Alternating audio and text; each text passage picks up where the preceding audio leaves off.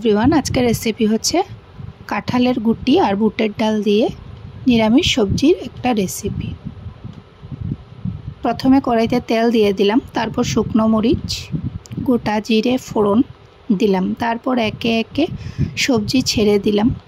তারপর আদা কুড়োনো, পরিমাণ মতো লবণ, হলুদ গুঁড়ো, জিরে গুঁড়ো, কাশ্মীরি লঙ্কা গুঁড়ো কালার হওয়ার জন্য দিলাম। তোমাদের ভালো লাগলে দিও, নাহলে না দিলেও হবে।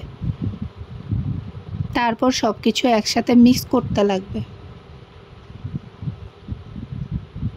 তারপর মশলা কষে এলে কাঁঠাল গুটি দিয়ে আবার নাড়াচাড়া করতে লাগবে।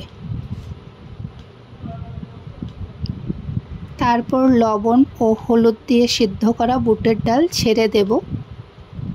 সবজি সিদ্ধ হয়ে এলে পরিমাণ মতো জল দিয়ে দেব সবজিটা সিদ্ধ হওয়ার জন্য।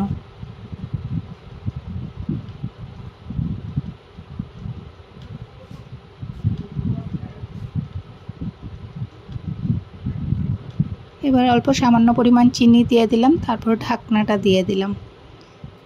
কিছুক্ষণ কুক হওয়ার পর একবার ঢাকনাটা উঠিয়ে দেখব, যদি সিদ্ধ হয়ে যায়